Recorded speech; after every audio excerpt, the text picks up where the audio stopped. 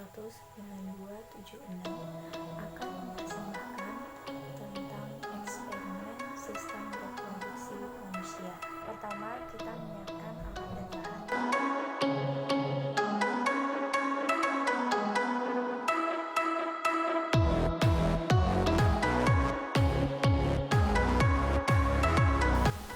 Awal proses reproduksi manusia terjadi ketika sel sperma dari pria bertemu dengan sel telur wanita.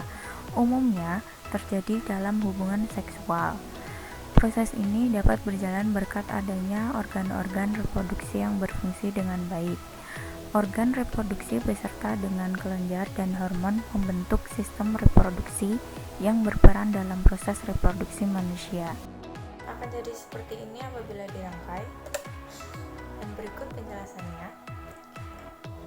Botol bekas yang kecil sebagai ovarium, bulatan tisu sebagai sel telur, sedotan berukuran besar sebagai tuba falopi, dan botol bekas yang besar sebagai rahim. Sedangkan lubang di sini sebagai vagina.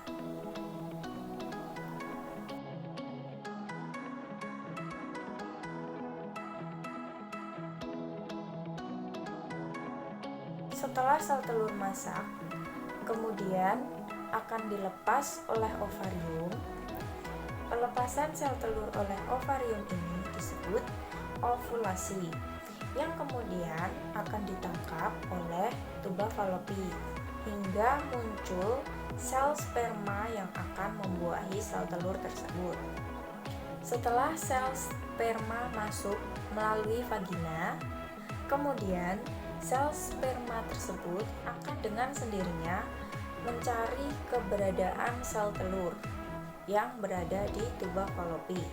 Setelah sel sperma tersebut bertemu dengan sel telur, proses tersebut dinamakan pembuahan atau fertilisasi. Di situ proses pembuahan antara sel telur dengan sel sperma terjadi. Hasil fertilisasi tersebut dinamakan zigot. Zigot akan terbelah-belah dan akan menuju rahim. Setelah menuju rahim, zigot akan berubah menjadi janin.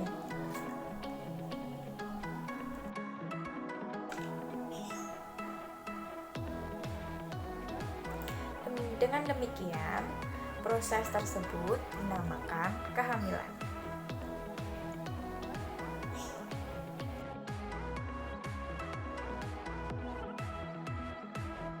Kemudian, apabila sel sperma tidak masuk ke dalam rahim, maka sel telur akan membusuk dan luruh bersama dinding rahim.